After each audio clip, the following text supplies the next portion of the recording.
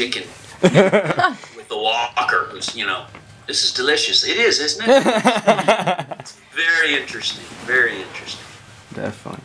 Is there a difference between working on a movie set versus a TV set?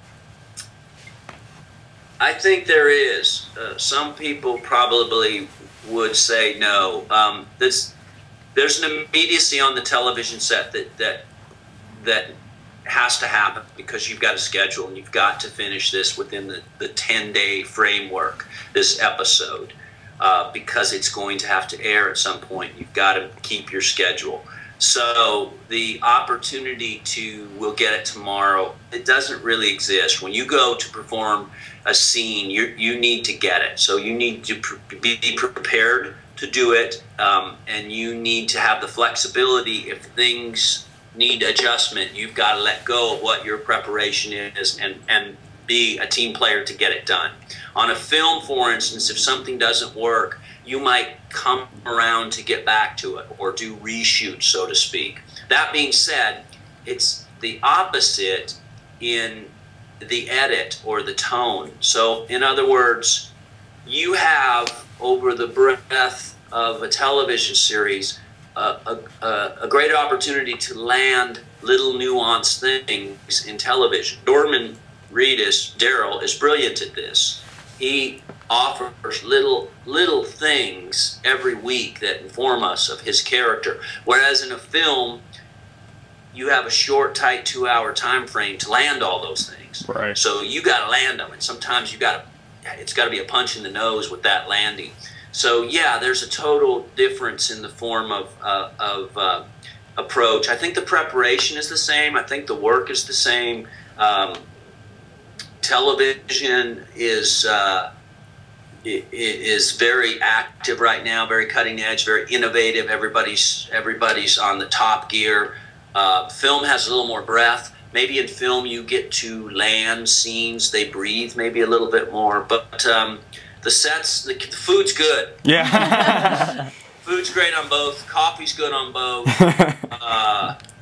The people are great on both. So if there's a difference in the logistics or physicality of a set, not so much.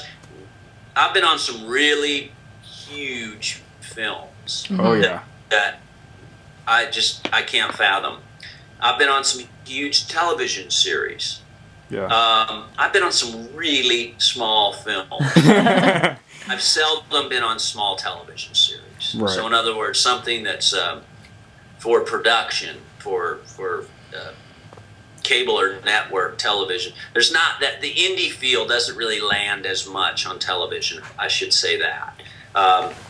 Although that's going to change. You know, we're going to have internet television. We're going to our podcasts, our webisodes. They're the wave of the future. So that will all start getting on the small. Yeah. Definitely. Well, I think we're going to have some more Walking Dead questions for you now. Yeah. One of them I had was, how do you think the scenario would have played out if you actually did kidnap somebody, like one of the major cast people from Walking Dead? Because wasn't that the original idea, like, yeah, Robert Kirkman was going to do that. It's interesting. The original, my original introduction to the character, and again, I was brought in under false pretense of what I was really doing, and the idea was that I was going to play this character, not unlike an angel of mercy or an angel of death that was going to kidnap a character into the woods and solve this world's problems by protecting this character, which I was under some assumption or led to believe through some of the script notes that it was a young character or a young girl,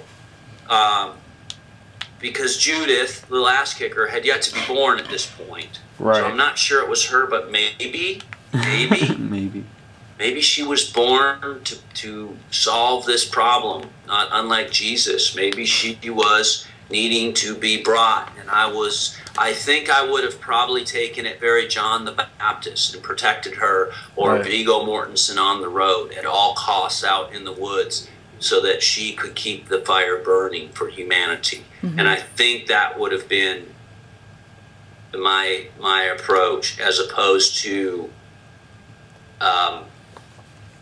I think there would have been a motive for Axel to save the world, as opposed to this is just what I do. Yeah. You know, I think for someone like Tomas, this world was perfect. I think for Axel, it probably wasn't. And had he been that kind of kidnapper or serial killer or rapist, it would be for spiritual, religious bent and reasonability. So I think he'd have been chased. I think Rick would have gotten a posse together, and I think there'd have been a chase. I think there might have been some casualties suffered, not unlike some of these things that we have seen clearly, even in the onset of what I've dealt with out here in Los Angeles. Most recently, we had a disgruntled ex-police officer that we ended up burning down in a cabin in Big Bear. Chris Dorner, this thing.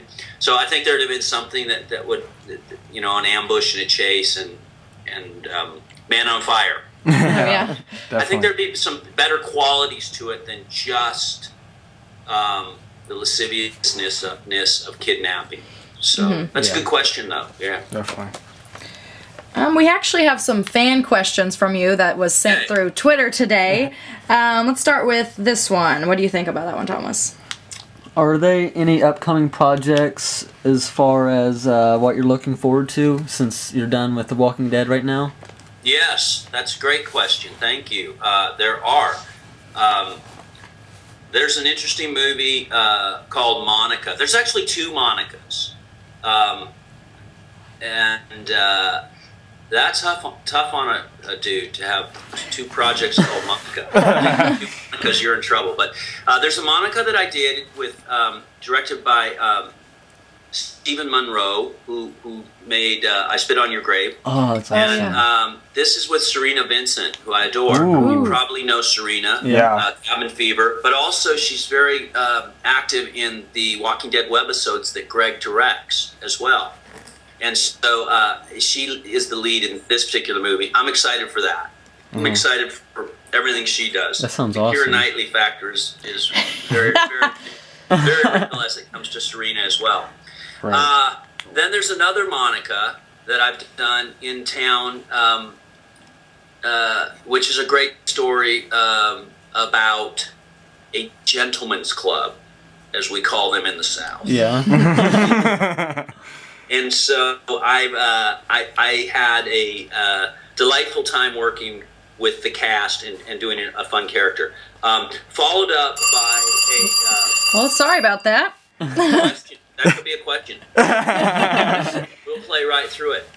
Followed up by a really bizarre movie that I did with Heather Langham Camp. You remember Yeah. Yes. Kruger? Yep. Yeah. Nancy. I did this with her called Home. Now I've done a house, and now that I've done a home, psychological thriller, a ghost story, if you will, and that's really cool with Samantha Mumba, who's a former pop star out of the UK, but she's also a lovely actress.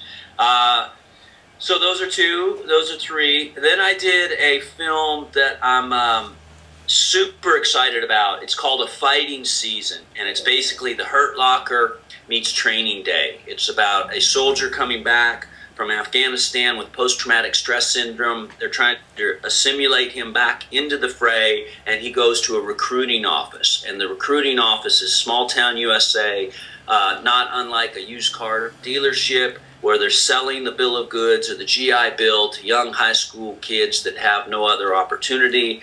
You're going to go to college. Yeah, here's a bunch of money to go buy a truck. You're going to take care of your parents.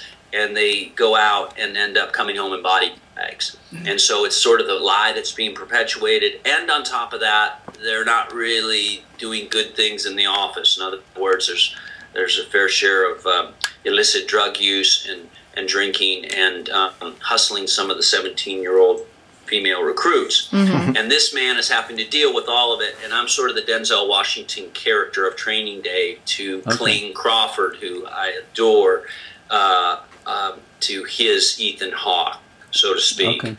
And I'm really excited. It's a festival type of film.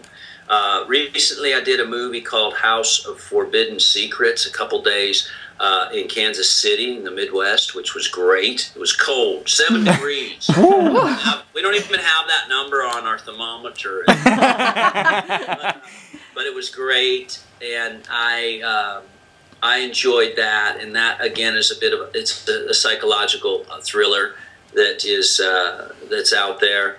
And then let's just be honest, the Lone Ranger is pretty cool. Yeah. This will be a big tentpole project for Disney. This is with my dear friends Gore Verbinski and Johnny Depp. Armie Hammer's the Lone Ranger. He is spectacular. This guy is tall. He is good looking. He is rich. He has a beautiful wife. He can shoot. He can ride. He can fly an airplane. He can ride a motorcycle. He can play guitar. And he's the sweetest guy. I mean, this guy actually doesn't have anything wrong with him. He's a great Lone Ranger. And Johnny Depp is all that twofold. So this will be a fantastic. We've traded the ships and pirates out for cowboys and horses. Yeah. And nobody will be disappointed with this. It's fantastic. Yeah, so, we're excited. Yeah, I'm really excited about these. There's a movie out right now called Saving Lincoln that is the little Lincoln story that could. Yeah. If anyone ever saw Hoffa, where Danny DeVito was in it and directed and sort of was Jimmy Hoffa's, Jack Nicholson's valet. This is very similar. It's Abraham Lincoln's bodyguard telling the story. Oh, wow. Lee Coco plays that. Tom Mendes does our Lincoln. And it's very charming. And it's done, this is very interesting, it's done on green screen. So the background is all real photography. Wow. And in those days, the photographs were done on glass plates. And so the director has shown light through these glass plates and brought